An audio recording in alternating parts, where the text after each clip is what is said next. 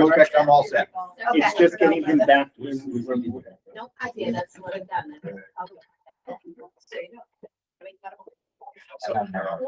Okay.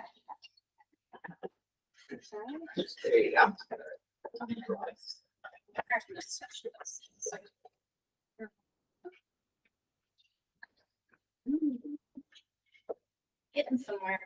Go. All right, 6 o'clock. I'm gonna call the meeting to order.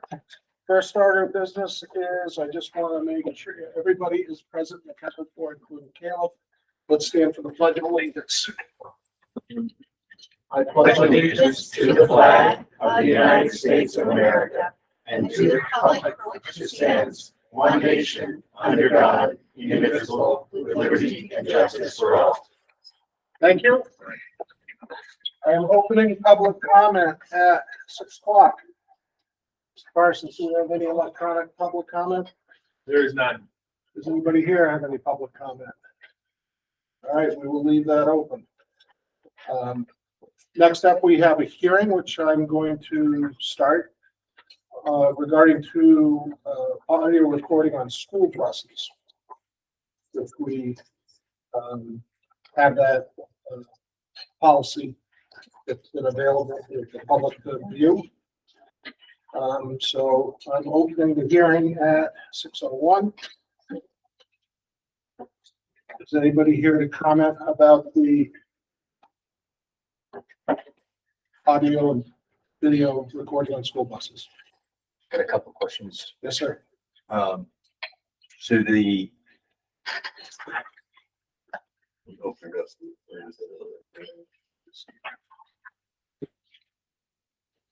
In the second paragraph of the rewritten. Who determines who is the district when that decides the recording is relevant? Marion, is that you? Is that the school board? Just a point of clarification that might be worth addressing going forward. So am I in the first paragraph there? Where it says no concerning audio recordings? Oh, I'm sorry, second paragraph, no concerning audio recordings. In no event, however, throughout the recording may be paid along the 10 school days, unless the school district determines that the recording is relevant to the disciplinary proceeding, et cetera, et cetera. Who is the? So that would be the building administrators, like if we're, working together, like if there is a discipline issue and it's something that is substantial, then, we would hang on to it. If it's something that's, fairly minor, probably not. Okay, what I don't know is that worth clarifying. I mean, as we talk about. Yeah, it's kind of this case by case, situation. It is a situational decision. Yeah, as we talk about recording people's conversations and people start talking about, I mean, we're talking about,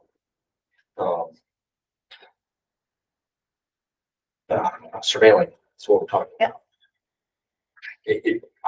My opinion, for whatever that's worth, is that nailing that down, like where does that authority rest? Is it you? Is it the building? It's like just like when we had the discussion of who is your delegate, nailing that down straightforward. Just a suggestion. We're fairly small districts, so those are, there's either 3 principals that I'm speaking with me about an issue, or it's 2 assistant principals who are, becoming involved. And so, a minor, somebody took something from somebody else on the bus, let's say, that's a minor issue. We're not going to preserve that. If there was something that fell into like the harassment category, that potentially could have other ramifications, that's what we're going to hold on to. Right. Agreed. Yeah, I'm not talking about the decision to. Yeah. So is it more like language, like things of a minor incident? Who's the I think what you're saying is who has the authority to who's the decision maker? like more clarification, Yes. like maybe it would be the superintendent. So maybe or it's their generally designee. decisions are made at the building administration level, unless the incident is such a significance, then the superintendent would be the final decision maker or something like that. Right. Yep, so that is something we could certainly, I can finesse that for a second reading. This is a first reading. Does that make sense? Well, I just positive as without clarification, as we talked about this, we expose the district to this. Yep, so we can certainly work to provide, I think I understand what you're hoping to clarify. And I think we could work on some language that does that. That's it. And bring it for a second reading, that, if it passes the board for a first reading.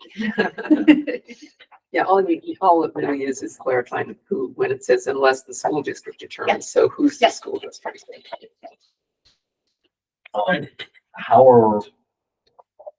are microphones arranged in the bus to surveil conversations? So, How are they synced with the camera? so they're generally the front of the bus and the back of the bus. Is really what they're pretty, conversation is hard, buses are noisy. Yeah, You know, precisely. I would say, generally speaking, from an audio perspective, sometimes, and I'm not saying this is recently here, I've been doing this a long time, before audio recordings, the bus driver said this to me. That would be picked, you can generally pick up the bus driver because that's a pretty distinctive voice and with the front of it. But when you have, we may have 40 to 60 kids on buses, with our reduction in buses, as is very difficult to pick up a single conversation. As we all know, children are perfect angels and do not have overlapping Yeah. conversations. Yeah. And school buses are the most unstructured time of their day, so they're pretty loud. So really, that is truly where I think the audio has most been effective, is having just a clear, guidance or a clear indicator from an adult, what the adult may have said to students, if that was to be a concern that's raised. Generally speaking, the video portion is what is helpful. Like maybe somebody was, grabbing somebody else on the bus, that we have a pretty good field of view. And I'd be happy to take, I think it would be helpful, like if we could do some tours of the bus, transportation, if people wanted, happy to do that. Can even have maybe a bus ride. Oh, boy. We've done that before. So, I'm backing up there. What then is the purpose of adding microphones to the buses? Is the purpose to much, as an analogy, like a chest camera or a body camera that police are starting to wear? It is both a protective measure. No, I didn't say that, and you can. Yeah. I think that could be part of it. Is it an evidence collection? No, officer, you were out of line by doing X, Y, and Z. It can go either way. Yeah. Or is it to, if it's to surveil conversations, et cetera, hate surveillance because that's active, as opposed to we're going to go back and look at what happened.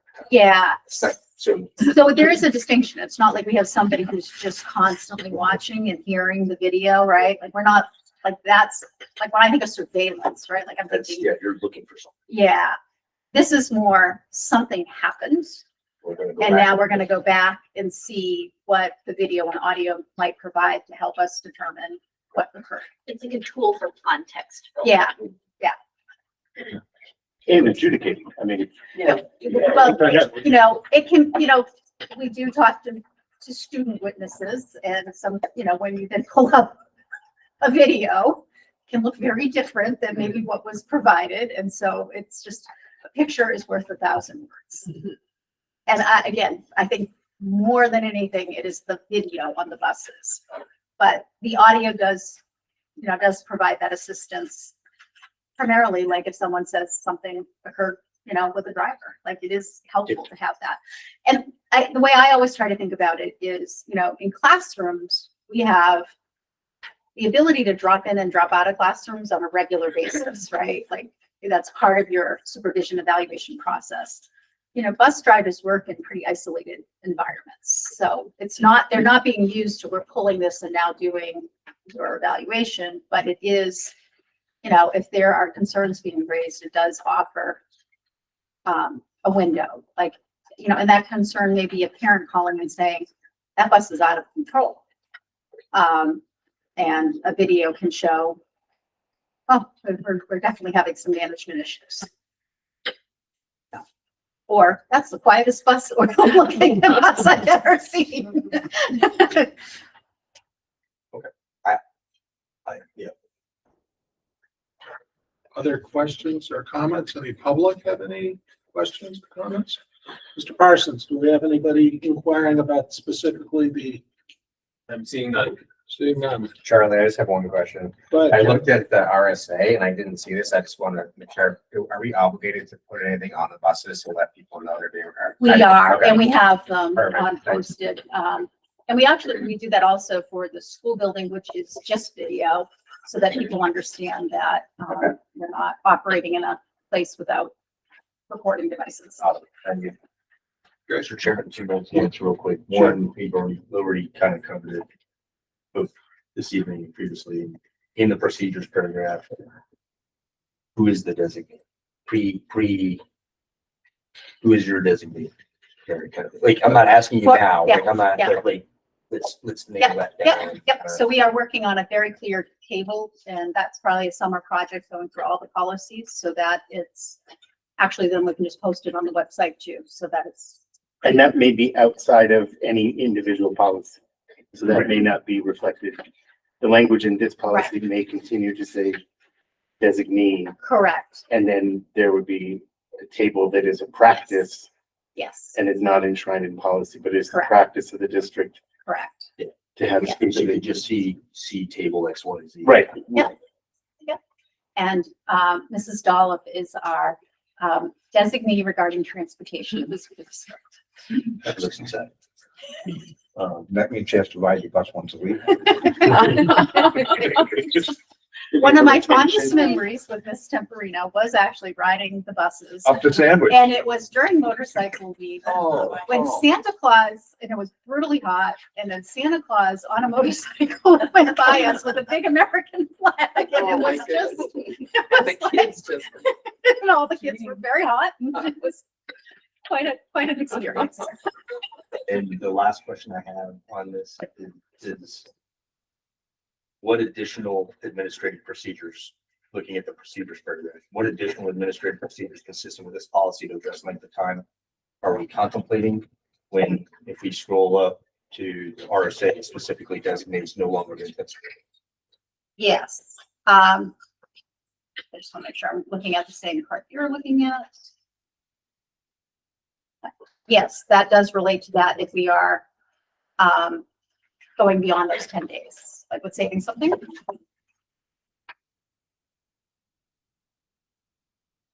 Okay, so there would be a sub policy or sub memo or something that says in these events. So not a policy, but I would say our practice is really not a written practice at this moment in time, but that is certainly something we can do. Sounds like it's a step of discretion, right? If there's some Yeah. type of incident. Yeah. then someone says, "You need to say, like, who is on there?" Yeah. Look, my concern with this stuff is, like, as we talk about, is when we talk about discretion, is it's not codified. So then we almost, like, as soon as you say it's so-and-so's discretion, we get into the conversation about, well, last time you didn't do that, or last time you did do that, and then we're in a world, especially when we're talking about recording people's voices and cameras. That's my Yeah. concern. Yeah. I'm not saying that we shouldn't have that kind of discretion. I'm saying Yeah. let's nail it down so that this is how we do it. And I think we need to have enough, I think I appreciate codifying things more, but I also want to make sure we're not tripping over ourselves too much either. Like there's a sweet spot. Yeah. So I think we just, we have an administrative team meeting, or retreat that we do every summer. So one of my goals is that we'll be looking at some of these key policies and really, talking about our practices and how we might codify things better. Because we do have a whole new, administrative team starting at ILES. So it's a really good opportunity to calibrate, right? Like that calibration part. Other questions or comments? Hearing none, I'm going to close the public hearing at 6:14. Next up, Mr. Terrio. Mr. Terrio will be leaving after this. He notified me he had a very important engagement to go through after this. So thank you for coming and giving us the update. So the last day of school is the 18th. That's next Tuesday. Competency Recovery Day will be the 19th, the Wednesday right after. Recently, the high school band and chorus went to Quebec, where they attended a concert, toured Old Quebec City, visited Montmorency Falls, went to St. Anne's Church, and wrapped up the trip with a boat tour down St. Lawrence River. Also, schedules were recently released for the upcoming school year, as well as class officers for each of the grades. Last night was Spring Sports Awards. Several students were recognized with sportsmanship awards. Interact had their end of year banquet recently at Hart's Turkey Farm to celebrate their service to the community. Additionally, 7th grade students went to a field trip to Belknap Mill last week. They learned about child labor during the Industrial Revolution and how French-Canadian immigration shaped the culture and economy here in the Lakes region. The effect of globalization on textile industry and how the Belknap Mill was a leader in hydroelectric power during World War I. And seniors, last day was on Friday, June 7th. Graduation will be this Saturday, the 15th at 10 a.m. Rainer Shack. Excellent. Thank you, Mr. Terrio. Next up, we have sets of minutes. We have the May 14th, 2024 regular school board meeting. We have the May 28th, 2024 special school board meeting. Take a motion on both. Together or second? Together. So moved, Mr. Chairman. Is there a I'll second it. second? Any discussion on the minutes, edits, corrections, additions? Hearing none, all those in favor say aye. Aye. Opposed? Minutes are approved. Current bills payable. Ms. Dolph? In your packet, you have manifest 3025 and 3026. And I'm happy to answer any questions if you have any. Any questions about the manifest? There are no questions. I would entertain a motion to approve both manifest 3025 and 3026. So moved. Moved and seconded. Any other discussion? All those in favor say aye. Aye. Opposed? All good. Thank you. Next up, we have the enrollment report. No, substantive changes from the last month. And we have the financial report. In your packet, there is a financial report. Sorry.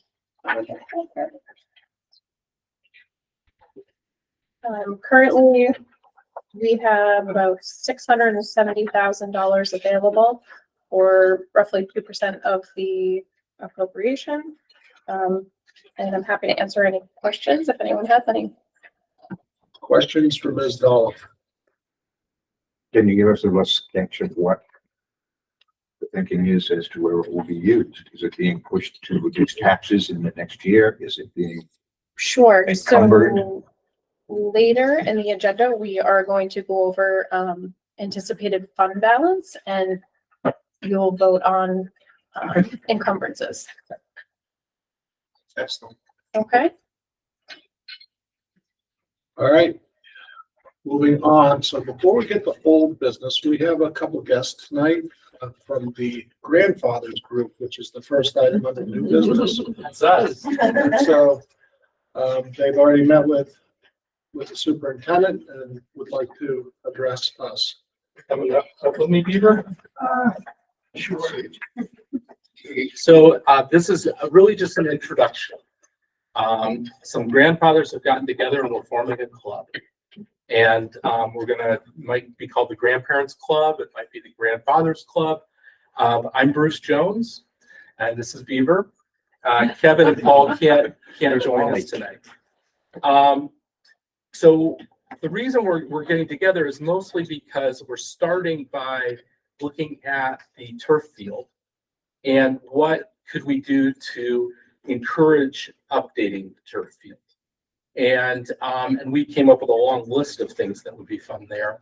But in addition to the turf field, we'd like to support the Laker bots and music and the elementary school and everything. So it's all sports, all activities.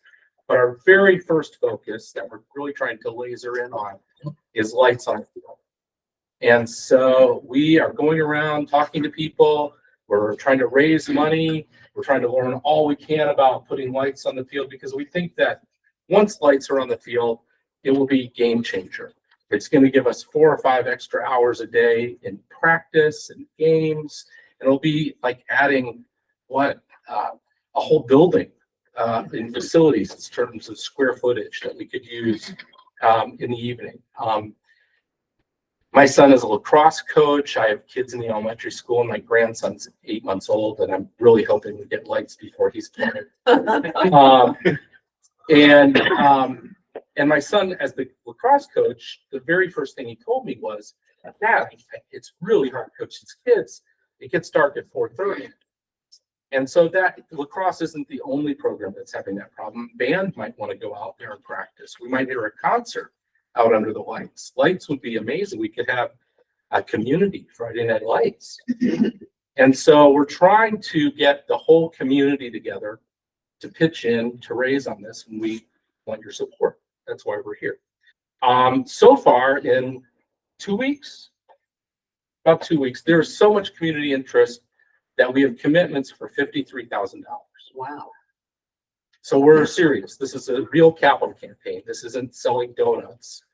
We're talking to big companies and big donors, and we really intend to raise the money. We'd love to answer questions about the lights. We'd love your support on the lights. If there was any funds available, we'd love that too.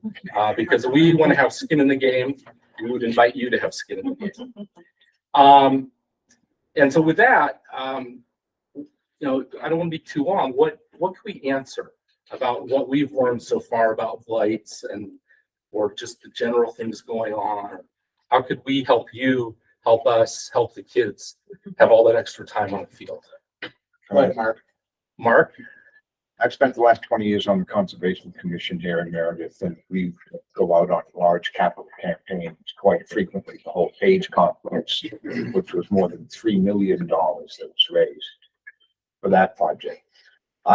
And having coordinated those, I have some rules. I don't need to go through them, but it is a disciplined process. You don't just go putting penny bowls on all the retailers on Main Street. You identify the whales and you start there because that's going to be 80%. So we can meet with you like next week and you could give us some coaching on people to talk to. I'd be happy. And the rules to go by, because that's where we're trying to My go. problem with this particular subject is, there's nothing you can really do about it because we're a school, we're not taxed, et cetera, et cetera, et cetera. So you can't set up a 501c3 for a school, but you might be able to do something in that regard one-off. But never forget one thing. Long duration assets should be paid for with long duration money. We don't want to burden this year's families for something that will be enjoyed and an asset to the school for the next 20 years. Right. And so one of the ideas we have, and I've got some examples of it, is that we might need to start offering sponsorships where large companies could donate and get in exchange some signage. Yes. And I think that we would need at least some approval because to make sure that we know that the signs look appropriate. And we wanted to kind of work with the board, work with the superintendent to make sure that one, we could offer big donors signage. And two, that we had kind of an approval process so that we would know how to get the graphics approved before we get them printed. And we thought that we wanted to kind of run that by you guys. So it might be helpful to know that, I think your plan in the future is to set up the nonprofit status. That's right. But right now, and Julie Hayward is here from, the middle school football boosters is willing to be that entity right now, which is really helpful, for collecting donations and moving kind of that part of the process forward.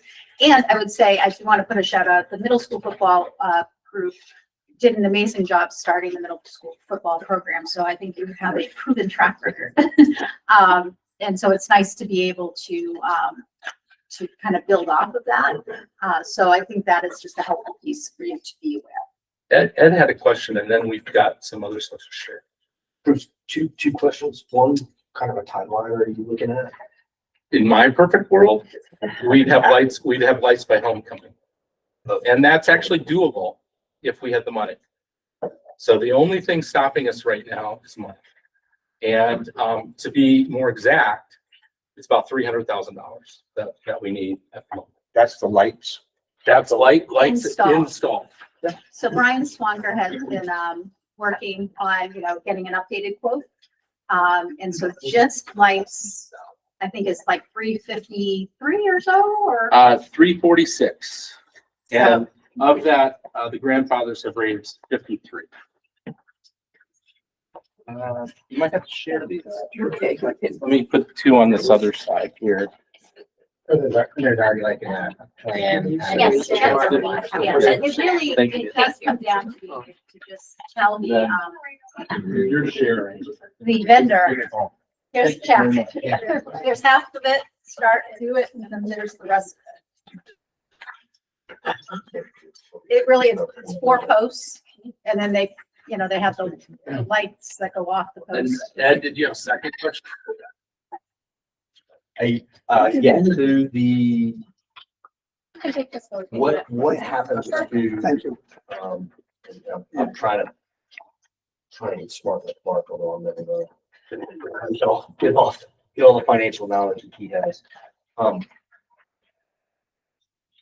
For signage and long-term funding, what happens after this is built?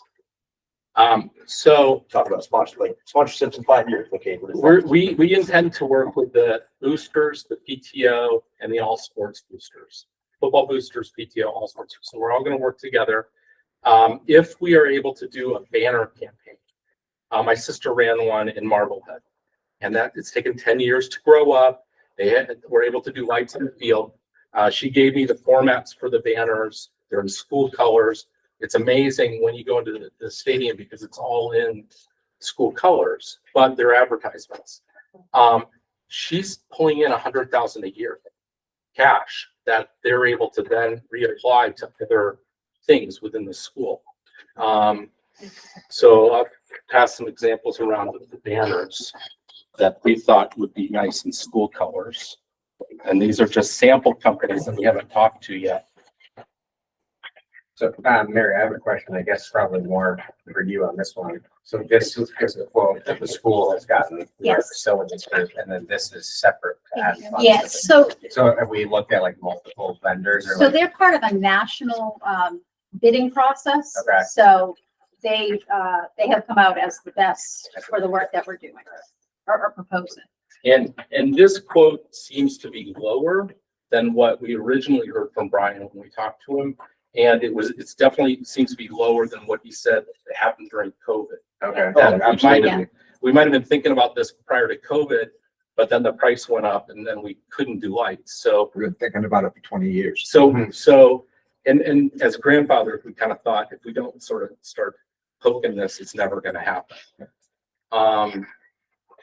What else can we answer?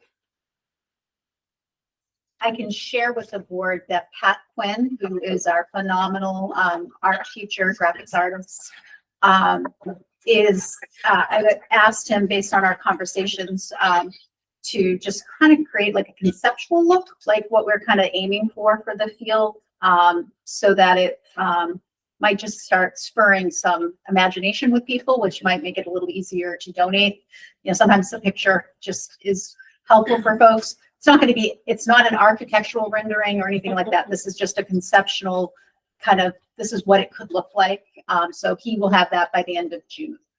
And he was very excited to take that project on. I And really appreciate that, Mary. Thank you very much. So at the moment, it's, you know, this is just a financial question. If we can put together or find financing or pull the money in for, you know, even the lights company has a payment plan.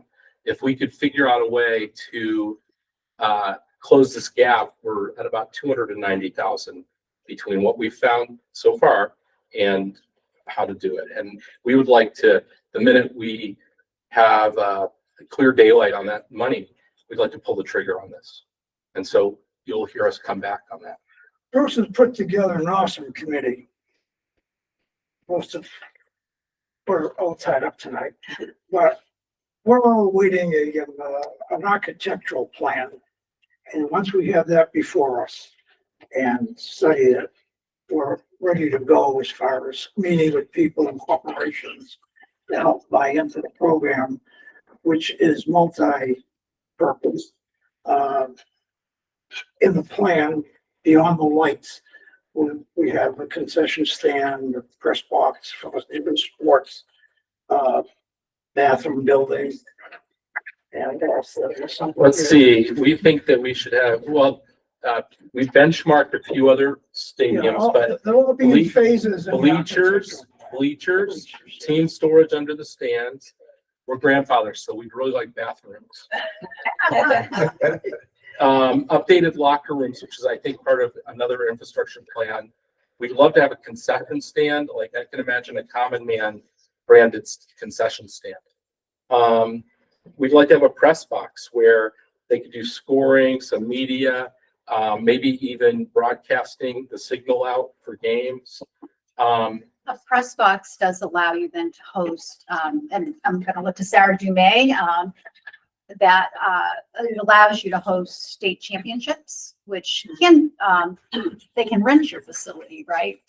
The NHIA. Yeah, so it could be a revenue. Sarah, how many in a reasonable distance have lights of our teams we play against? We're last year, there were 9 teams in Division III we were 2 without lights. This year, NHIA has added 3 teams to the division. We have 3 more teams. I don't know about the other towns, but last year there were 7 out of the 9 towns. I think that it was Amanda, maybe at one of our earlier meetings, who said that if we had lights here, we would become kind of a magnet for all the people that are nearby that don't have lights, and that We could be renting our facility to them. and it's a revenue opportunity. And I would just caveat that we want to make sure that the scheduling favors our students versus the income, the revenue. We could host nighttime games on Friday, like you said. That's right. Instead of traveling to. Yeah, and we can't emphasize enough, this is for all sports, not one particular sport such as football. And even activities. So it's all, Say the marching band. all the activities, right, marching band, singing the muchachos or whatever, yeah. I think, Bruce, you had a thought, like the Laker bots could even have like some Well, kind of night I arena think thing. maybe that there could be some night events, maybe like Laker Bots. We definitely do like a nighttime dance or a, maybe graduation. And then I was just researching the Daktronics scoreboard, which we seem to have a Daktronics scoreboard, but apparently state of the art of this is like LED and they have screens. And you could put all sorts of sponsors up there. And you could put messages. And you could pay for a message for your girlfriend or something. Be careful. Those would all be screened. They would all By the be. principal. Oh, no, all the way to the top. Yeah, but it's possible to use the scoreboard as a revenue generator, but also to create crowd excitement. And then if you had a state championship with a camera, you could show players up on the screen, and that would be really exciting. So we would love to see this happen. And once we have this architectural plan, everything will be in phases. And according to Julie, lights would be the easiest of all phases to implement. She's very, Julie, do you want Very- to, do you want to help very- add anything? very familiar with major construction work, and I want to comment on I it. appreciate Solar that. panels right there. Now, the phasing of the project is critical, right? The lights from a construction point of view is the easiest thing to knock off first. Because you're not talking about accessibility, you're not talking about cutting off the parking lot, you're not talking about, disrupting school flow or anything like that. So it is a very long-term process. It becomes an asset of the school district, just like when we purchased uniforms for the football team last year as the boosters. We paid for a very good portion of them. They get donated. It's an asset of the school. So there's no question about that. But as far as the lights go, because we've been talking about this for many years, it's been quoted out probably 4 times at least. And I was asked to come, because Guy couldn't be here, Guy Donnelly, but he wanted to stress that this is not about football. I'm the president of the booster club for the varsity and the JV team, but this is not about football. This is about all sports. You could have walking nights at the track for maybe older people in the area, not looking around. That you could have walking night when the sun goes down and it's dark and everybody's miserable, and it's like, let's turn the lights on for 2 hours and let people exercise. The elementary school street dance or something like Yeah. that. There are, a Halloween thing there would be fun. Yeah, Um, it's We even have, we have an adult soccer league we're doing in the gym right now. yeah, We it's pay $80 in PTO, and there's 20 to 30 people to do that. We're trying to go outside and play. We can't go because there's not enough time. I Right. think we actually finally get in, but people would pay like $100, and there's like 40 adults, and that just goes to the PTO, and then they're getting insurance and putting it back to the kids at the school. So we're like renting the field basically. So if we had lights, adults could go play at 8 o'clock at night. We don't care. Yeah, it just extends the Yeah. use of the turf that the district spent an enormous amount of money on to improve last year. Yep. So that's really the first phase, and then the other, that was talked about in I think a work group worked up right there with Guy and like a few other people as far as the press box and the stands. and- Yes, yep, we do have, Yeah, some sort of, yep, we have a quote from, to do stadium seating, and a press box. yeah, so that, And that's an old quote. it's That was a been- COVID quote. I have a new item that, I heard somebody that was somewhere that's shady.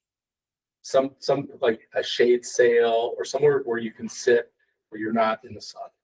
So we'll just keep that on. Good luck with that. Yeah. yeah. Oh, there's plenty of those. I would suggest that stadium seating is as important as lights, because if you don't give them a place to sit, they come once. Yeah. It's true. So for the rest of the board, the leadership team talked about this the other day, and I think, and correct me if you think I'm wrong, sentiment was that it's so wonderful to have an organization like this want to participate. The concern certainly is money, and we don't have a lot of extra money, quite honestly, but we could, the sentiment was we could support this. Certainly in general, I mean, it's a wonderful thing, but you can't look to us for any significant funding.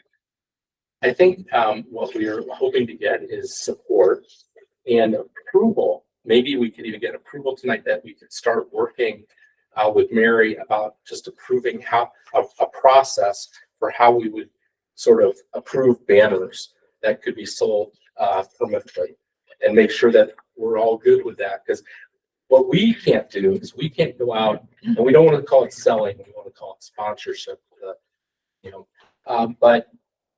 we want to be able to go out and talk to a restaurant and say, could you support the school? We can offer you this recognition banner. And right today, we don't have permission to do that. So we kind of need some permission to do that. Foam? Yeah, Duncan. I mean, I would be comfortable giving you permission to develop a process with Mary, as you just said. And then I think the board has to look at what comes from that conversation. And I think we have to make choices. And as others have said, I'm very supportive of this as an idea. The question is, for how long are we selling, billboards, and what are the nature of the billboards, and what are the limitations? These are all things that I think the board would have to see after you and Mary go through. I'm comfortable with you and Mary, you as an organization and Mary going through a process and coming up with a proposal to present to the board. And I am comfortable supporting that tonight. Other thoughts? I'm a grandfather. And you're well, and we want you to join. And we want everybody to sign up their grandparents. And we want to know everybody's grandmother and grandfather names, favorite names, so that we thought maybe if we pull this off, we might have like a monument somewhere that has like just all of your fun grandparent names. And then everybody say, oh, there's my papa. And the other part of that process would be how do we sell and turn over the spots on the scoreboard and any other places. And then if we wanted to do like a forever fan zone with bricks with names on them. But we want to make sure that we're all very tasteful, because once you sell some of that real estate, you can't get it back. But on other ones, like the banner program, just the background of that, in Marblehead, they're selling them for $1,000 donation every year. There's limited space to about 100 banners. It costs about $200 to get them printed. They last for about 5 years, and then you have to reprint them. If you don't re-up, then your banner comes down and somebody else could take that spot. Those all sound very reasonable. Yeah, just we have to work on it. I would like to just share that this feels like some of the best energy, no pun intended, around doing the lights. And it feels like, this might be the opportunity. The group is got incredible experience that I think they are willing to take those talents and apply it into this campaign. And so it was, I will say, it was one of those meetings I wasn't sure what I was going into, and most delightful people. And again, just really. I brought my grandson to the first You meeting. did. He was in Which is a was great selling point. one of the carriers. You guys are kind of lucky he's not here tonight. But definitely meeting with people with a proven track record in their own professional careers of accomplishing things. And so it feels like a great opportunity to leverage those talents. And you have a lot of grandfathers in this town. That's So- what I thought. So I guess it seems like everybody seems to agree that this is something we should pursue. So I guess the motion would be to authorize Mary to work with the grandparents group, work out some of these details with a focus on the lights being the first phase project, and bring that back to the board. Does that make sense? Yep. Yes. I would move that as presented by the chair. Okay, Second. second.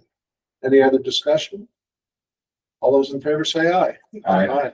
Opposed? All right. Well, Thank you gentlemen, all. Very nice. Thank you. Thank you. Thank you. Thank you. I'm looking forward to meeting Coach Hack. Oh, absolutely. Maybe you could sign some footballs. All right, back on track, old business, lunch prices, Mrs. Dollar. Thank you. As you recall from the last board meeting, this was moved to this board meeting. And I had followed up by email with some information. We're still proposing the 25-cent increase, and would just like to remind the board that we minimally need to increase by 10 cents. And I'm happy to answer any questions if there are any. Questions for Ms. Doloff? When we talked about this 3 or 4 meetings back, we were correct me if I'm wrong, actually $50,000 short. This is related to just what we're charging for school lunch for for the Okay. school lunch. The other was the vendor. Correct. Yes. Thanks.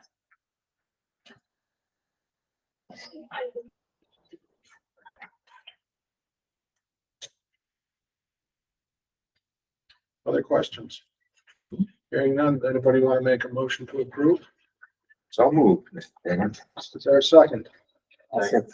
Seconded by Jim. Any other discussion? Hearing none. All those in favor say aye. Aye. I Opposed? All good, Ashley. Thank you very much. Thank you. Next up, anticipated end of year fund balance and encumbrances for consideration.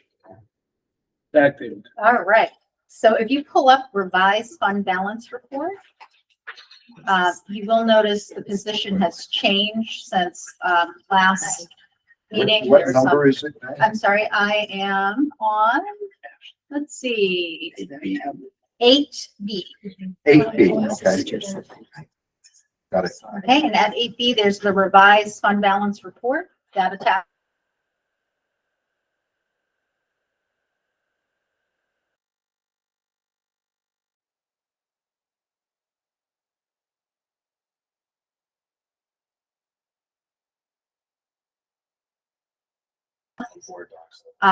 We also did make some adjustments that we're proposing. I think we had proposed 50,000 for food service program support. With our new vendor, they are telling us they anticipate that we'll be coming in the black next year and won't need support. However, we're a little gun shy, so we are suggesting reducing that 50 to 25.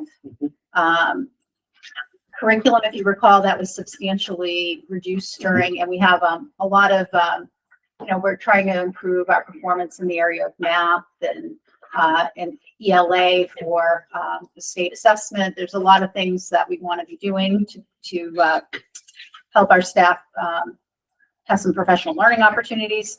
Technology, again, we had reduced this during the budget process, so we're hoping to make that whole. Facilities, we're requesting 375,000. This will primarily be used for site work on the Interlakes campus, really Laker Lane.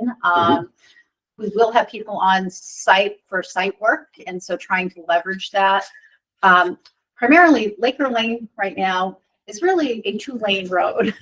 But when we have parent pickup, what happens, people who are trying to go down the hill are having to go into the other lane. It's very congested. So while we have people there doing paving and some site work, it will allow us to rework that road. There are a lot of potholes if you've been on it. So it's in need of attention, and it makes sense to kind of capitalize while we have contractors there. Mary, Safety, question Yeah. on that? I know, and you and I talked a little bit about it, the CAP program from the state and the creation of a left-hand passing lane. yes. Right there at Laker Lane. So that's, I think, is happening this summer. I know, and it's really accelerated. We didn't think it was gonna Yeah. be for a couple, 3 Yeah. years. It's gonna be major, but it's gonna prevent that long line of stopped cars Yeah. down the hill. Yeah. It should make for a much safer. I can't wait. This is on 25 on. It's on, 20 yeah. Yeah. And that was, John Edgar played a major role in getting that bumped up. Mhm.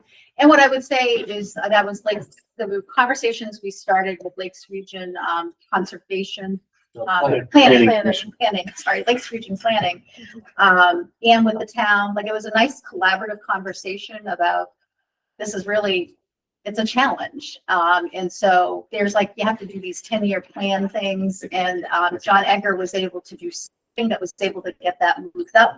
To 7 And- years. Yeah, and so it's worked out that will happen this summer, and I think hoping it will provide some relief. It's difficult. We know that it stresses the community, our school start and end times. However, I will say, if you are on a good July day. It is very similar kind of traffic. However, nobody's trying to turn left, so, or right, so that helps. But, so that's the, a major focus. And then safety training, this is new. I have added this 20,000. This is to support training. We have a lot of new staff starting in key leadership positions. We work with, it's a comprehensive threat assessment group, Dr. Dewey Cornell's program. It's one we have been working on for a number of years, and it will allow us to bring them on site to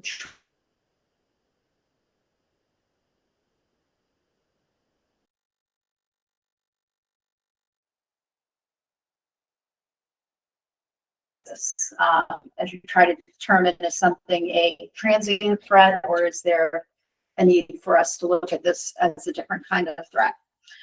And then, there had been talk about trying to maybe do something for co-curricular unanticipated competition experiences. Proposing the board consider 25,000. I know that there's a desire to have some kind of process attached to that. So my hope is if the board was willing, with that administrative retreat we have in early August, to really work with principals, trying to identify what would make sense, what might be fair to bring back to the board to consider for In September. And couldn't this be broad and cover not only athletics, but curriculum? And does it make sense to at least consider an expendable trust fund? I think that that would have to go before the voters, with a warrant article. That may be something that, Forward. yes. The thing is, if you may want to establish that as an expendable trust. Gives you the And most then- flexibility yeah. when you're carrying it year or next year. Right, and then you decide, when you're building the warrant, the article, for the annual meeting, do you want to feed that, or do you want to use fund balance? Or do you want to do nothing? So Right. it gives you a lot of choice. Yep. So that is what we're proposing. That only leaves about $21,000 remaining. Again, these are estimates, right? This could go up, the end of year fund balance, because some things might come in still less than what we thought, could go down. So we are presenting this kind of as a priority list, so funds would flow first, second, third, down the list. Is our proposal. When we have these conversations with the public, it is always important to tell them how much is being to reduce taxes. Yes, And it typically falls right in that very top line Yeah. of what we've got out there for what, $325,000. so that was what was retained. And then we had promised during the budget process, $250,000 of fund balance. So, so that those combined, makes that 500, no, that's 600. Sorry, Yeah. 575. Yep. So, But that, and then to put 375 into facilities is a very reasonable balance. Yeah. Facilities are, a good investment, right? That's a long, as you said, it's a long-term investment. And, when we defer facilities, it just creates further down, right? Like that problem just grows. So does the cost. Yeah, Yes. exactly. So Yeah, I would say, it's exceptional that the lights went down. During the COVID, they had been, because the cost of things had gone up so much. other questions or comments? Anybody want to make a motion to approve this as proposed? Second? Second, Jones. Any other discussion? Hearing none, all those in favor say aye. Aye. Opposed? Thank you very much. Thank you. Next up, we are on to new business. Did we do enrollment? We did. What I can share with you, so enrollment didn't change. Something that I missed during that is, so kindergarten numbers are actually rebounding if everyone comes who says they might come. So we are at 51 full registration packets completed at ILES, with another 6 in that are half completed. So you never know till that's all completed, but that's about 57. And then there are 9 students in Sandwich. Now, some of those are students who would go to normally to ILES, but because we have open enrollment. So, that's starting to look at a class of 53, which is feeling healthier than we Yeah, have been. it's kindergarten. We were Gets chipped dipping, away. Yeah. yeah, we were really dipping. This is trending up, which surprised me. It's 1 year. I know. I'll get to it. Mark always tells me I gotta look at the long. Well, but they Go back all 5 through, years. So Yeah. that's good. That's good for that. You're gonna trend up rather than 12th grade. Yes. Next up, we have the memorandum of understanding with the Monroe School District and the Interlinks School District. Seems to work. So this is really a minor edit that was discussed recently. It's highlighted in yellow, basically saying that class size will be capped at the guidelines for each school district's class size policy. We had a number in there, and this just makes it cleaner. I would move to accept the memorandum of understanding with Moldova as Thank you, presented. sir. Is there a second? Second by Mr. Claudel. Any other questions or comments? Hearing none. All those in favor say aye. Aye. Anybody opposed? All good. Next up, New Hampshire School Board announcement. 2024 call for resolutions. Who submits those? Administration? So if you wanted to, as a board, As a board, you we can could, submit that's them our, to the New Hampshire School Board Association. Okay. So some districts, some school boards are, very active and try, to get, do a lot in terms of trying to move legislation. And so they will often use this as that opportunity to get New Hampshire School Board engaged. Like, this is a simple one. The state of New Hampshire should fully fund special education. So what that would do is that would go to the New Hampshire School Board Association as the Interlake School District proposes that the state of New Hampshire should fully fund special education costs. What will happen with that then will come out with the whole list of all the resolutions that go to all boards. As a board, you may want to look at all those resolutions because I think Mr. Canal is your representative, and you may say, these are the ones we want you to vote in the affirmative. These are the ones we don't want to vote in the affirmative for.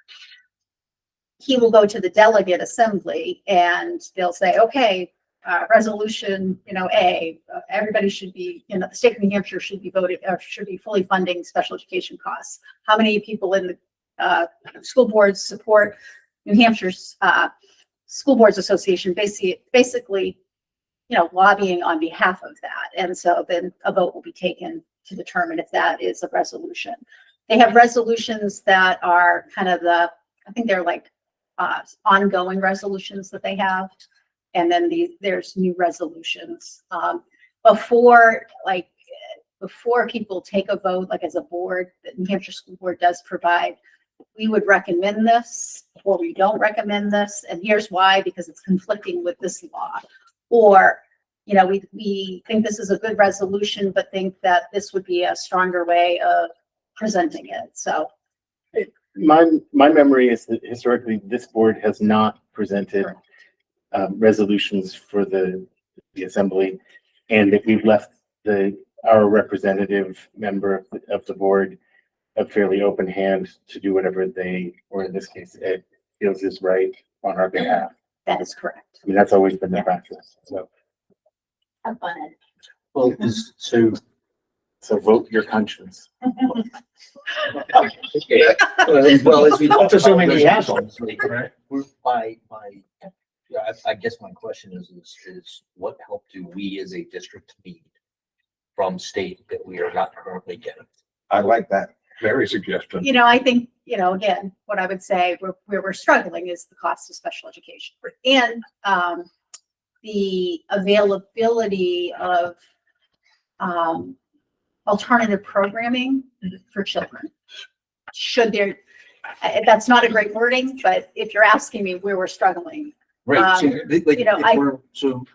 if we're struggling there, then it's almost Yeah, a sure. I think that's true Other everywhere. districts. That special education, or maybe it's, again, not to digress, but you could frame it differently, that the state should engage in a collaborative study of special education needs within the state of New Hampshire by engaging all school districts in some manner, like that. So is Be it, another is way. it worth having a working group or something like that to brainstorm potential issues that beyond this that we as a district would be helpful?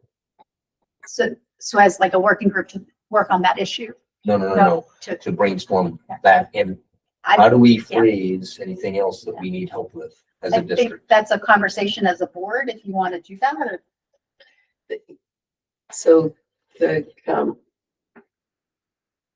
the organization puts together any resolutions. So, and what happened to the bill about increasing state funding for special education? I can't remember. I was following it for a while, but the School Boards Association could in fact have a resolution saying, we believe that the state, they can't do anything. It just means that they're supporting that effort in the legislature. it gives them kind of some direction for Right. their advocacy. For their advocacy. So there are two kind of things here that, one is when that packet comes out for I did it once, Siobhan did it once, everybody's done it once when they were new probably, but. Oh, this is the new guy thing. Right, I see that. right. It's a- Didn't know that. So you get I a suspect. packet of all the resolutions that have been submitted, and I would be surprised if that isn't one Yeah, this year to yeah. support. It generally is in there. There's generally something also about feeding, making free lunch throughout the state of New Right, Hampshire. right. You know, we get the list of resolutions like in September. You do, Yeah. yeah. And that may be something as a board you want to We can take, maybe discuss it. maybe have a work session before the board meeting, like a 15-minute or, Yeah, just Or to, half just to hour. see. if- and that might Yeah. give some guidance. All right.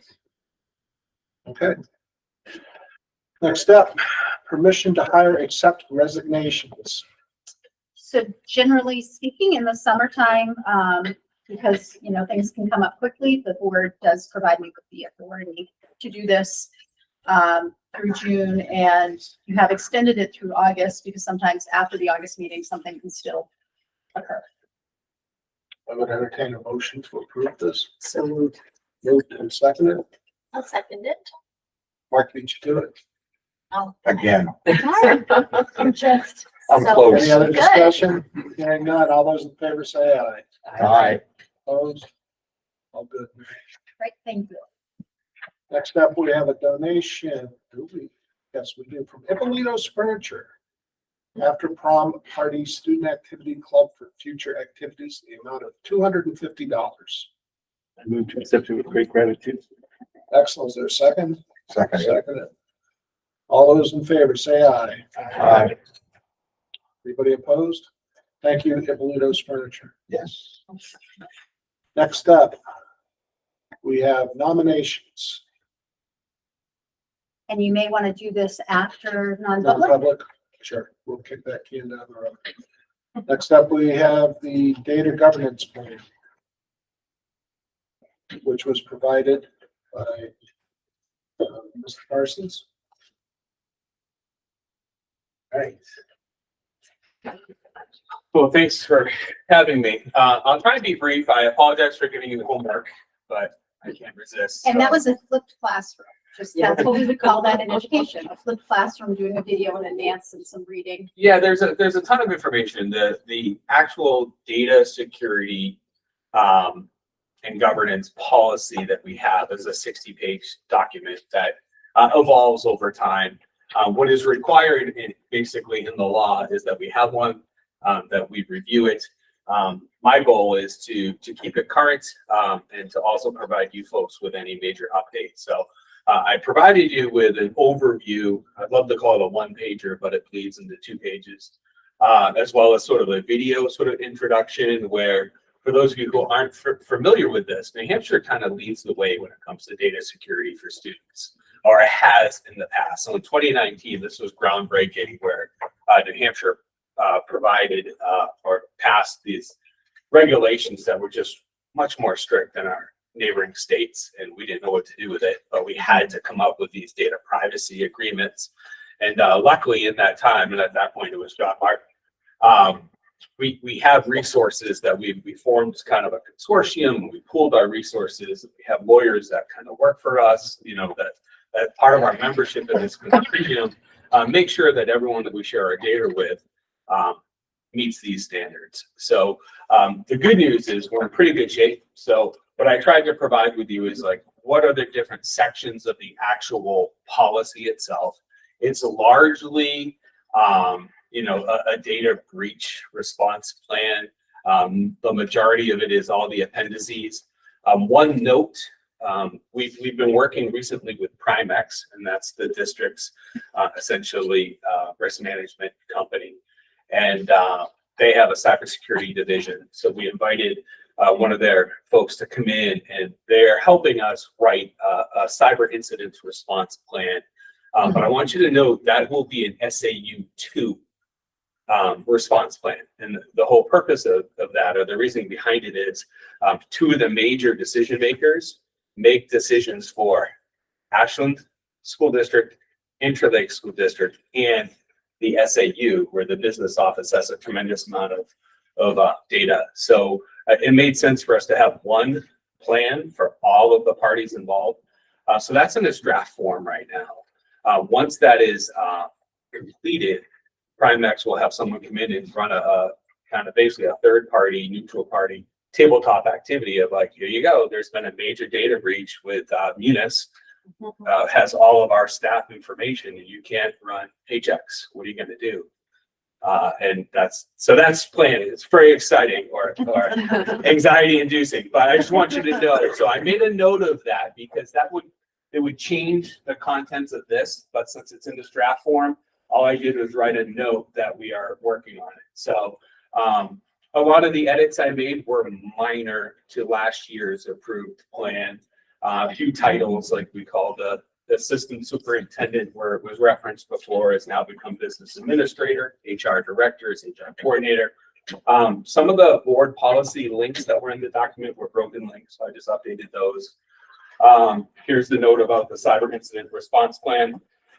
One of the things for you to be aware of, we share data with a lot of vendors. One of them is Alma, our student information system.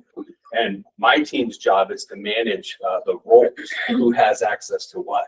If you're a teacher, you're an administrator, you're a paraeducator. So they have now gone to a centrally managed roles. So we can set roles for the entire district and push them out to different schools, where in the past, we had 3 roles for teacher, 1 for each school.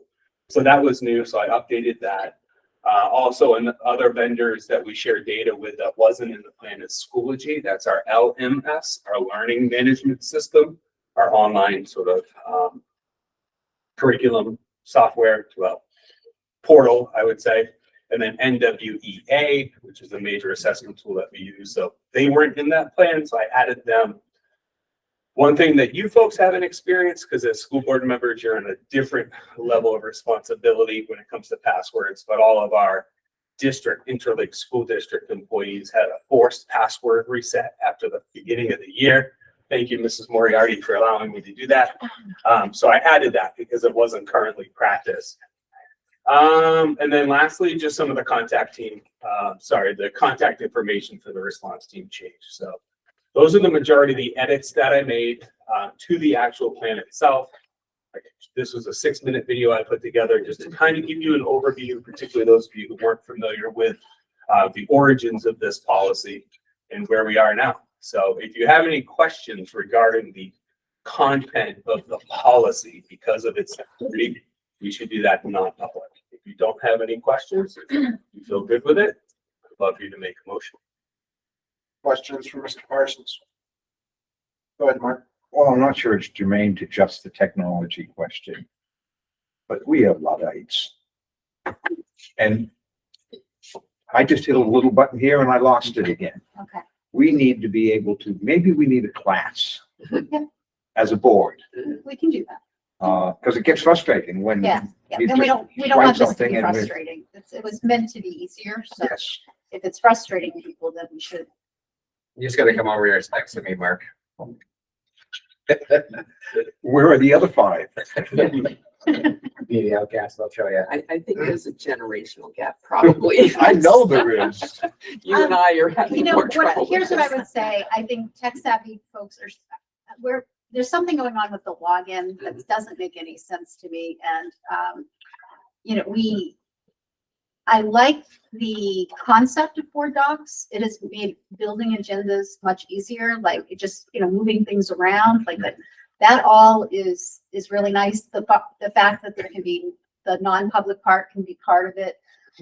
But it should be seamless for board members to get in. But there, we'll get there. Yeah. It's frustrating that it's taken this long. Yeah. But I think I can imagine that this will be very helpful when we're familiar with it. Yeah. And it feels comfortable. Yeah. And we'll get there. Yeah. That's, But we, I was the strongest advocate to go paperless. yes, Yeah. yes.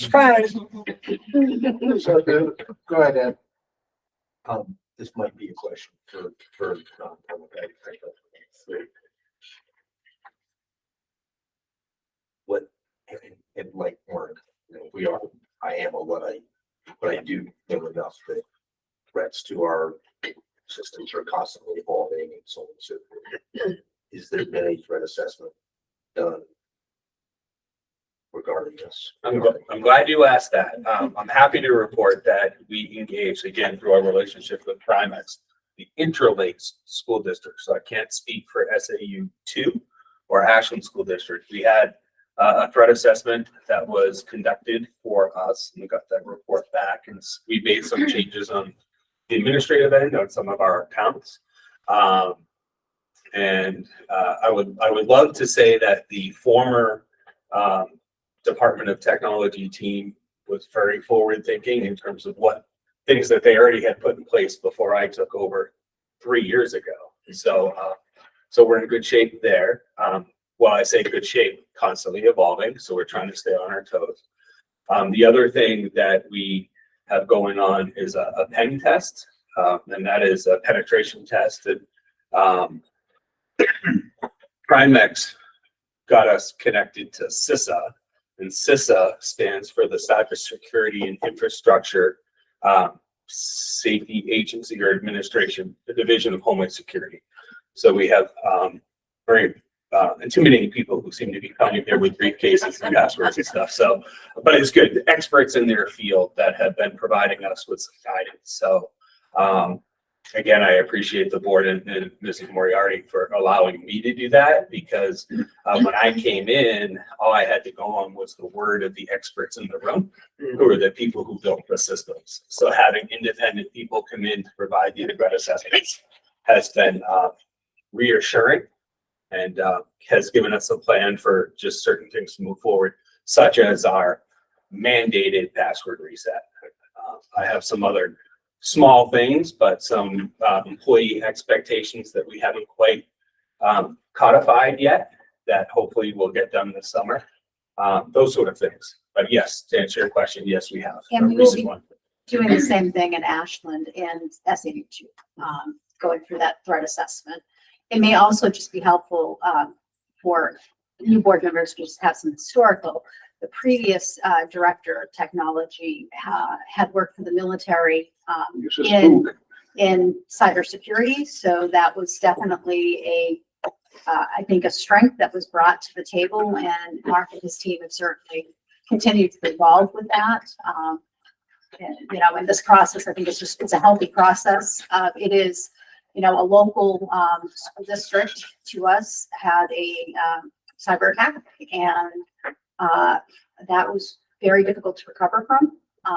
So we want to ensure that we are doing everything we can to prevent one. I can't say that we won't ever have one, but I think both Mr. Parsons and I want to make sure that we have done everything within our power to try to avoid something occurring. And certainly the people part of that is one of the, Absolutely. biggest That is pieces. the And so that is going to be part of, we only have, pun intended again, so much bandwidth with our staff. But we will be prioritizing that over the next school year. It is something, quite frankly, in my position that we recently looked at like how many emails people get a week I get over 1,000 emails a week, at least little sampling I've done. That's a lot, you know, and trying to make sure like, you know, does this seem legit or not legit? Is a big part of it. And so the password reset is also another big part of that. So I think we're in a very positive place with it, and it's ever evolving. We are never done with this. The plan will evolve as issues come up. The next part of that is how do we account? So it's much easier to hack into the TRS-80s of the 80s than it is to, you know, a modern system and so on. So where I'm going with that is a life cycle replacement program, so on and so forth, which of course has to be budgeted for, et cetera, has at least, I'll play I'm the new guy card. You know, I'm sure that there are people that work much smarter than I am. But have we already accounted for that? Is that already part of our budgeting process? Is that something we're taking? Blah, blah, blah, blah, blah. I wouldn't say that I'm much smarter than you. One, two, I can't play on the new guy anymore because it's my third year in this role. However, there is a plan. Some of the plans have it come out because they evolve because they're on a lease cycle. So some of our equipment lease, so they naturally have to be renewed. Some of them do not. So switches is a big piece of equipment that runs all of our data, a switch basically decides how every connection that we have in the district operates. So earlier in the budget process, you folks approved phase 1 of a 3-year replacement plan of our switches. We've just replaced our access points. Our devices, thankfully, because of the resources provided by the school district, are up to date. It's as a frugal Yankee, it's hard for me to get rid of something like this, which is functioning but is end of life. But all of our computers themselves, we don't have anything kicking around. And what's great is part of our problem is that we keep everything so current that we are sometimes ahead of like some of the assessment portals. Some of our students experience maybe a network drop here or there on certain things because their software is more ahead of some of the resources they're using. So we are lucky. Yes, there is a plan. Yes, has been part of the budget. So again, yeah, we're just really lucky with the resources that are provided by the district to keep us as far ahead of the curve as possible. I appreciate bringing that up because I think some districts don't find themselves in as strong of a position for that. And you need the resources to be able to maintain. It goes to Charlie's early comment. Like it's one thing to get a year behind, but the year behind gets you 3 years behind, Yeah. 3 years behind gets you 10 years Yeah. behind. Real fast. Things that we can wait on, we have, for example, these panels were leased for basically 5 years. We're on 6, 7. We've had some of them fail, but we've had the benefit of, instead of just wholesale replacing them, being able to buy some, warehouse them as they fail, put them up, order a new one. So we have a little bit of stock. How many of these do we have, Mark? Every classroom space That's what I want to. has a panel. So that's a great question. 50? I'm not sure. That's Higher. must be. I'm not sure. Yeah, I'll have to count. We'll send that out to you. Yeah. Send that out to you. But there's more than that because within the panels, this particular panel has a built-in computer on the side of it, the little small computer. So it's actually 2 devices in one. Again, we've I'm been having lucky. enough trouble with one device. Yeah. So I hope I answered your questions. Yeah, I would love to think it's in great shape. And what's been great about this sort of experience is it has brought me working with Cole Mock, who is at Ashland School District, and then also with Kevin O'Brien, who works with SAU too within their network, and it'll be great for us to multiple brains will help keep us hopefully in good shape. This is smart goals, but Thanks, Mark. Any other questions? Do we need an act, Mr. Parsons? do we need to accept? Yeah, we need a motion to approve the data governance plan. I put it forward. I'll second it. Moved and seconded. Any other discussion? Hearing, seeing none, all those in favor say aye. Aye. Opposed? All good. Next up, suicide prevention. So we have this evening, we have Holly Beaton, our Director of Guidance, and Nick Connell, our incoming Director of Guidance. And it looks like you kind of coordinated your tie and your shirt tonight. So they are here to talk about the suicide prevention plan, which is something that we bring forward annually. I want to thank Siobhan that we had some great conversations last year after we brought the plan, and I think it really helped the plan develop further, which included annually training with Dr. Phil Sanguidoci, who is a clinical psychologist that really does help us to make sure that we're having developmentally appropriate conversations when the need might arise. So I will turn things over to Mrs. Beaton and Mr. Connell to share with you the updates to the plan. Great. Yes, so I think the biggest thing is that every year, every staff member is trained in a 2-hour training. So that's an annual occurrence. It happens at different times of the year, depending on when the administrative team schedules that in, but those are typically live in-person trainings. And I feel like that refresher is so needed for everyone, and it just helps to reinforce pieces that are really important and pieces that are written in here, such as, to make a report in person on the same day, like things like that we want to make sure are in place for student safety.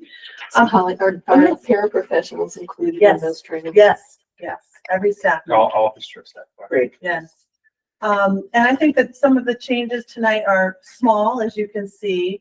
I've, changed a few words and added the New Hampshire Rapid Response phone number, which is part of 988, which is a service that we have been using in the district, and it has been a really beneficial service for students in need. And but so 988 is sort of like the national number, and then there's a number that's really to focus on for New Hampshire, which is New Hampshire Rapid Response. So I just added that in, and I think the biggest piece that was changed is under counselors, nurses, and administrators. And it's not really changed. I think we have this tool, which is attachment 3, which was part of the plan last year. But we just added in what Mrs. Moriarty just spoke of, which is that annual training, really focusing on our youngest learners and making sure we're developmentally appropriate with our youngest learners. So I think we just sort of separated that out a little bit more for this plan. And then you can see the attachments that are used in a packet that we use when we're working with a student with any type of suicidal ideation, resources that go home to parents, a protocol chart that we follow what to do if this happens. We kind of have that chart to follow, and then that information gathering tool, which is very helpful. So when we're sitting down with a student. I really love and appreciate that it includes resources for cited. Great. Thank you, Sean. The third bullet down on page 3.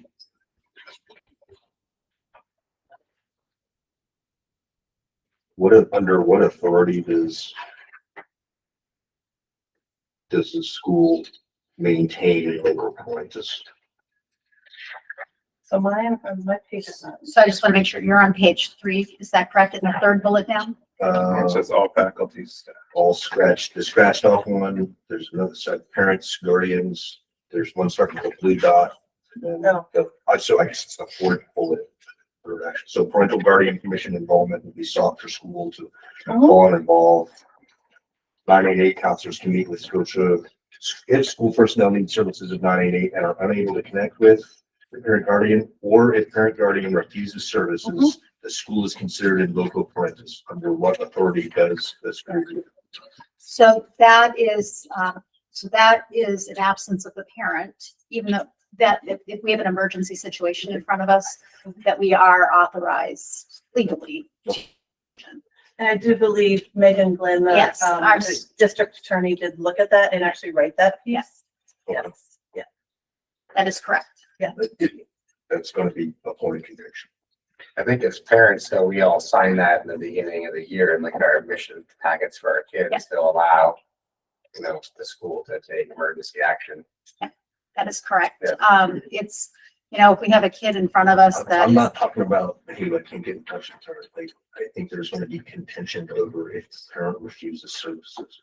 That's the phrase that, But that would only, the local parentis would only be justifiable if, like, if the parent, let's say, is refusing because they don't understand 988, you know what I mean? But you have a child in front of you who is like clearly needing this now. I'm not disagreeing with this. I'm saying that this phrasing is going to cause contention. That's all I'm saying. it's going to cause Contention. contention. Okay.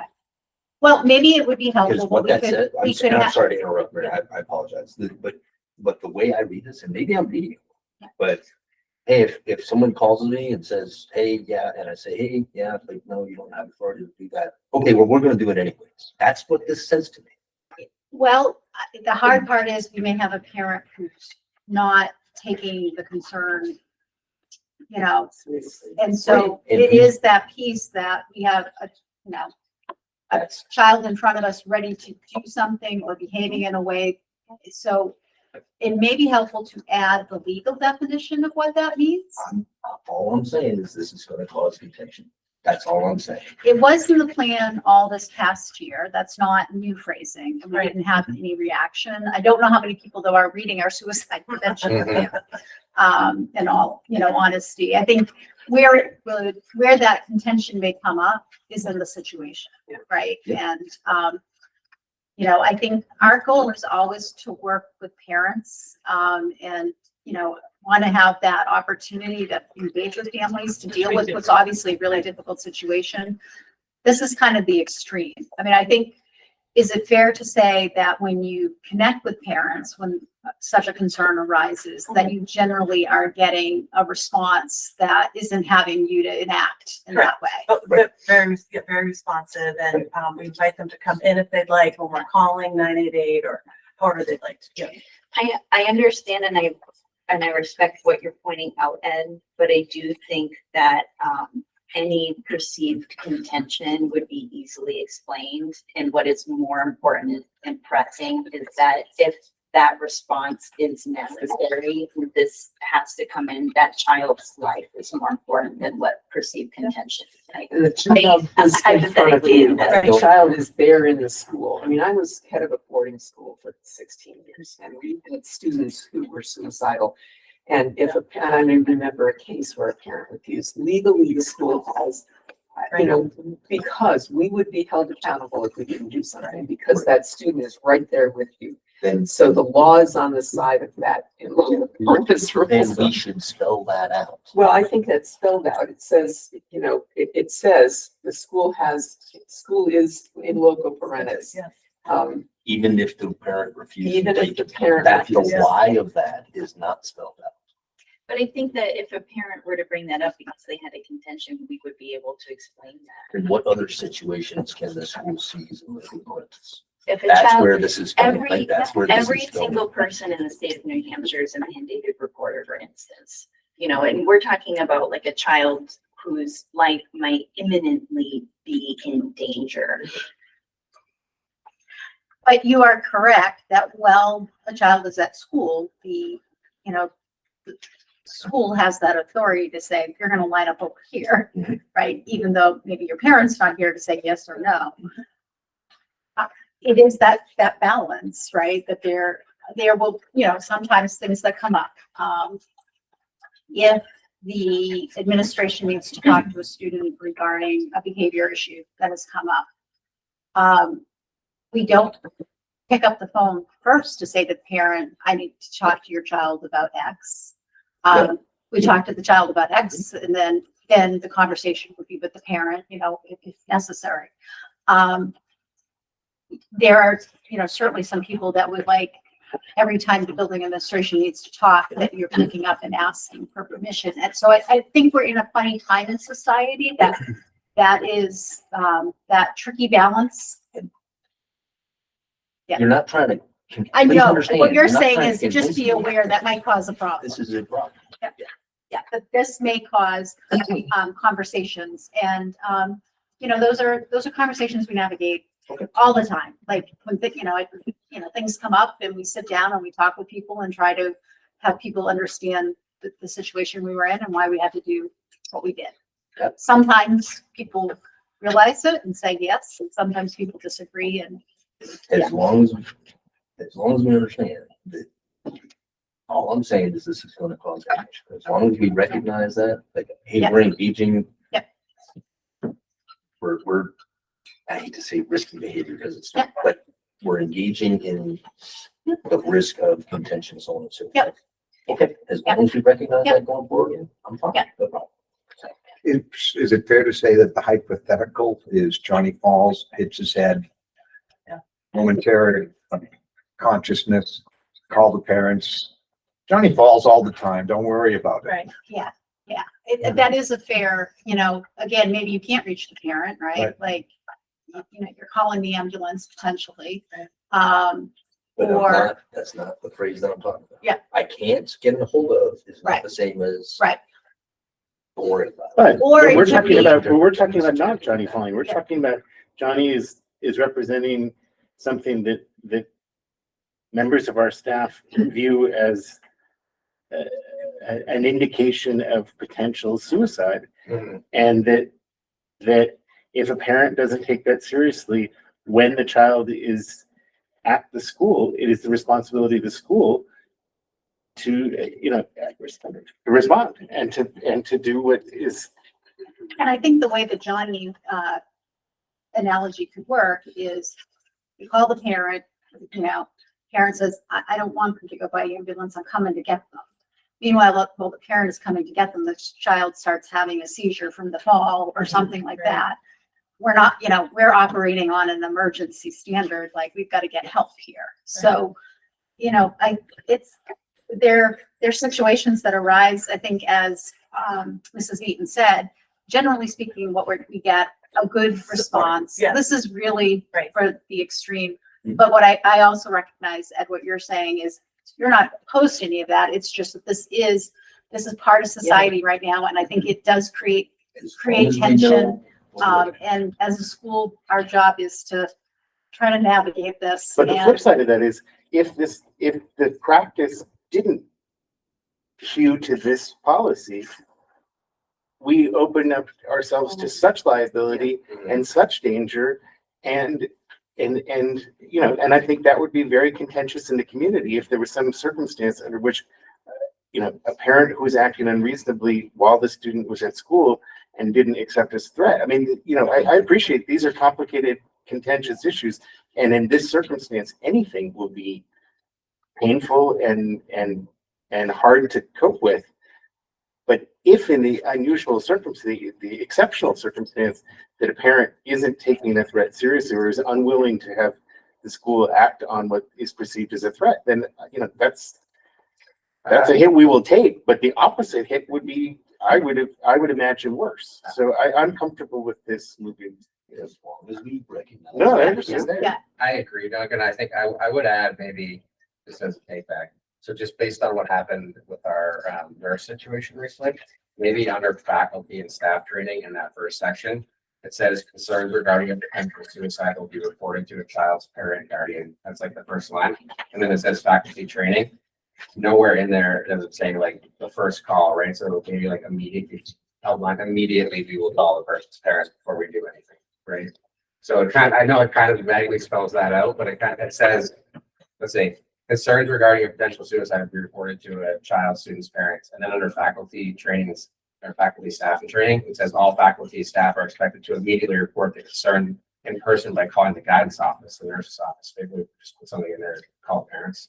Can I just, That's The guidance office should be the call. okay. So it's just They're okay. more, All right. better aware of this than teachers had 2 hours of training. Okay. So, yeah. can I ask, in particular, I feel like I heard that these bullet points were specifically the one that is of concern is parent and guardian permission and involvement will be sought. That was clear by Megan Glenn. Correct. Yes. She wrote that. I mean, if, yeah, I'm sorry. She's our attorney. The attorney for the district, which is always comes out as the district attorney, but the attorney for the district. You know, and I think that has weight and So I think what, Jim, you're saying, I just want to find the section you're on, I'm sorry. It was like the top Page section and then two. also just the flow chart, right? So just, if you look at the flow chart, even it says student peer share suicide. Right? Next is parent, staff member promptly reports concern of idea to school counselor, nurse, school psych, or building administrative person. School counselor meets with the student. I feel like before they meet with the student, right, we should bring them in, but shouldn't the parent be called in between that? Or right at that same time? That's all I'm asking. I don't know. Maybe I'm not trained. I'm just asking. Yeah, As a parent, I think I would want to know that my Yeah. someone's meeting with my child about the fact that they just express concerns about suicide. so typically we talk to the student first, right? And we go through kind of like our questions, our packet, and whether they said a comment or wrote something or wrote a song or whatever that may be. And we try to like look at all those pieces, and we definitely call the parent immediately. Okay. But we sort of like try to understand what's happening first, but we always call the parent, Okay. whether, if it feels like. well, the flow chart doesn't Doesn't say say that. that. So I think I would that's a good posit that change under for us that to box, put in. there'd be another box right at the top. Because there's some thing about parent guardian contact further down. I think it is reasonable, particularly given the circumstances. Yeah, I think that's Yeah, a it's good. kind of like 4 down. It's parent guardian, After we've assessed.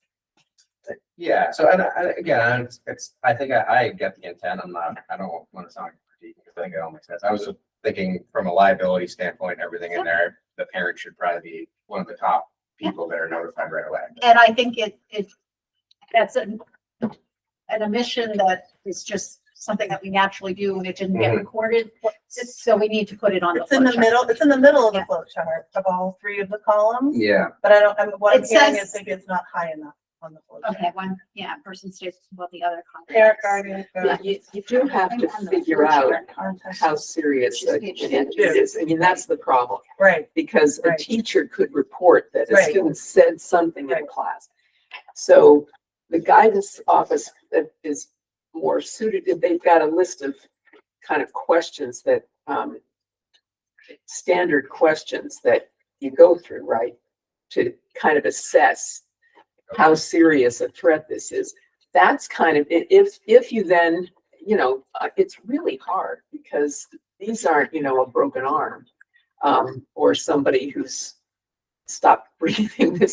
You really don't really know. So you call the parent when you've gone through some of that and you say, this happened and I just wanted to let you know and bring you into this conversation because here's what we're going to do. We're going to call 988. And, so, I've talked to Johnny and I've asked some questions and I have reason for concern. We have these resources outside this. I mean, it's a process that, Right. so it is the very first thing That's right. that, I'm calling you because we think your son might be suicidal. I mean, that, you've got to have a little bit of a better sense.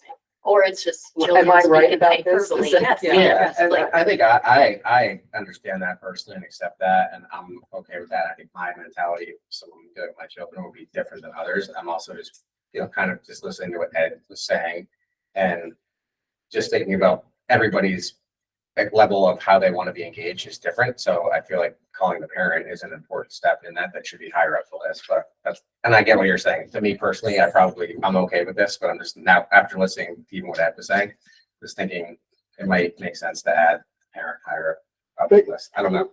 That was just all The flow chart, I mean, I think I share a lot of what Jim is saying. I do think the flow chart implies a level of communication with the parents without indicating when in the process the Right. parent is engaged.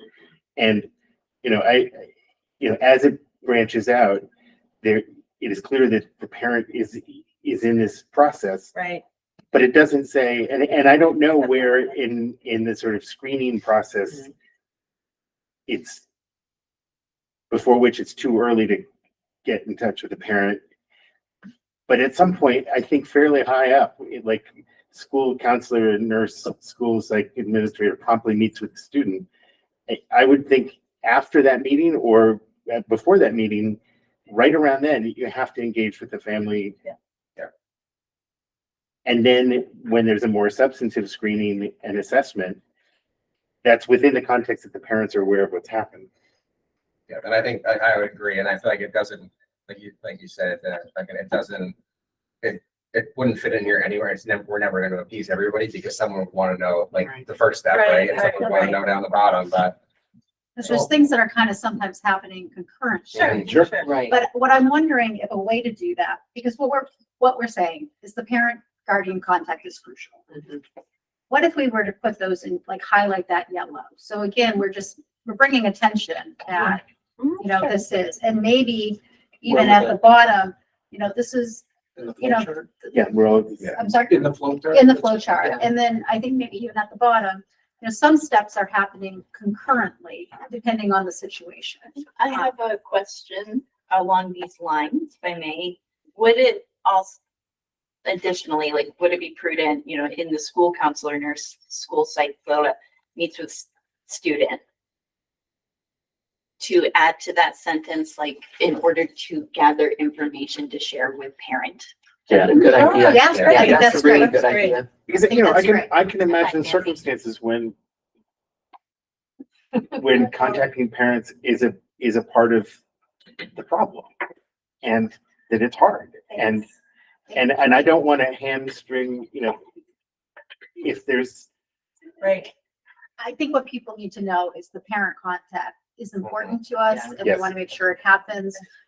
We do have to lean on the judgment of the people who are trained for these Right. situations to, one, we want to make sure the kid is safe, right? And then Right. how can we, some of it is concurrently happening. This, maybe Nick is talking with Right. somebody else from guidance with the child, and then Right. Holly's making those calls Right. or Right. connecting with the Exactly principal to what make those happens. calls. It is Yeah.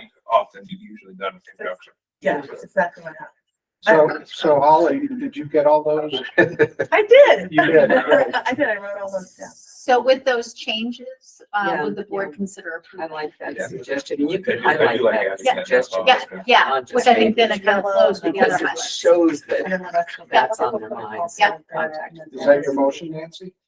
So moved. well, actually, I have a process question. Does this need to be? You want guidance from the board tonight to move forward in presenting this? We could certainly bring it back to the August meeting if you would prefer to actually see the document. I mean, I'm comfortable with moving forward with the changes that we've discussed.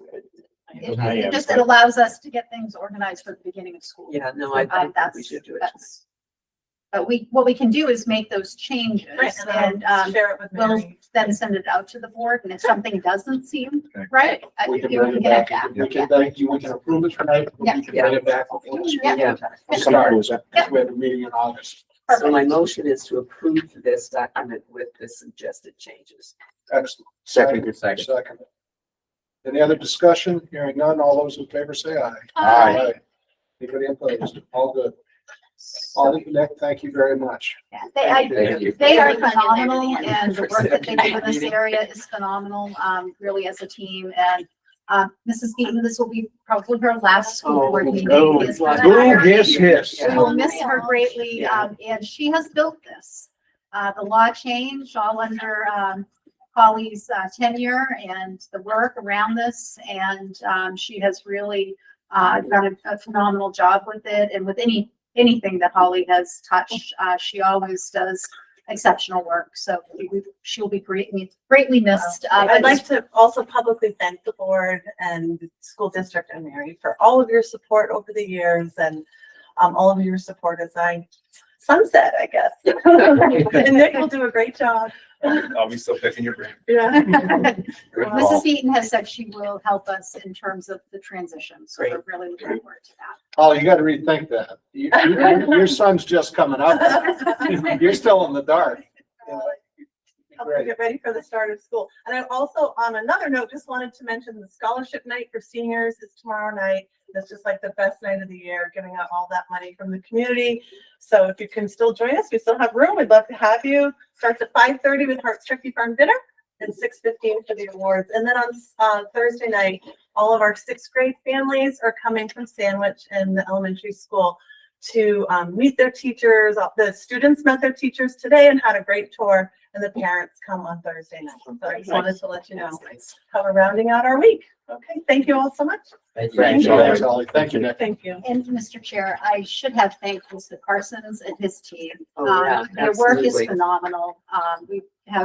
They are a really talented group and do exceptional work and often behind the scenes. So I just want to be sure we do Yeah, opportunity to publicly say thank you. and because you do all that work, other people don't have to worry about it, which is a huge benefit.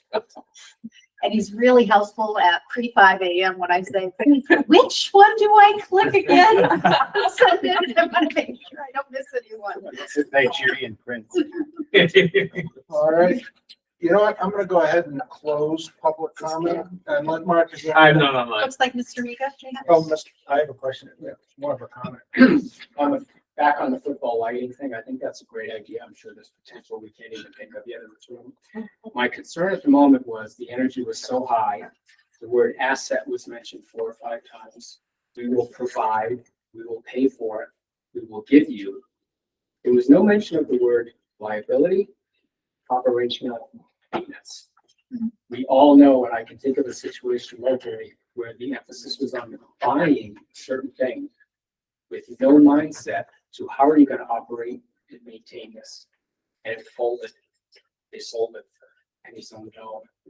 The point being, as a taxpayer, I would hate to be, here's your puppy. Right? It's all yours to deal with in terms of, I mean, large projects like this, I think we all know from our lives, it could be 20-30% a year maintenance costs operational. Even turning the lights on a field, you can't just put them on a timer. What if the game goes into overtime? What if it rains and you shut down early? I mean, there's always someone there. The concession stand, you know, here, what do we do with it? Who's going to man it? The idea of revenue generation is probably good, but no one's going to come and rent a field for $10,000. You know, you're talking in the hundreds. I think any opportunity for revenue generation, minimal. Again, this is off the top of my head. I have no basis for any of this, other than I'm not sure the revenue side of the argument is quite where it might need to be to be self-sustained, I should say, without sort of, here's another block that the taxpayers have to pay for. So I just want, no one actually said those words. I think maybe we were thinking about it. They are in our minds. Yes, that's it. Thank you. Thank you. All right, with that, I'm closing public comment at 7:47. Next up, we have first readings, policy. We have 1, 2, 3, 4, 5, 6, 7, 8, 9, 10, 11 policies. I will ask, I'd like to vote them as a group, but if does anybody want to pull any individual policy for further discussion? If not, I would entertain a motion to approve the policies as presented. So moved by Mark, second by Jim. Any other discussion? Hearing none, all those in favor say aye. Aye. Excellent. Next up, we have 4 policies for second reading. School bus safety program, vandalism, dress code, student fees, fines, and charges. Would anybody like to pull any individual policy for discussion? I would entertain then a motion to approve all 4 as presented. So moved. Okay. Moved and seconded. All those in favor say aye. Aye. Very good. Next up, we have a non-public session or RSA 91-A:32C. This includes matters which, if discussed in public, would likely affect adversely the reputation of any person other than a member of this board unless such person requests an open meeting. I'm taking the roll. Mr. Toda? Yes. Ms. Conlon? Yes, Mr. Armour? Yes. I vote yes. Mr. Williams? Yes.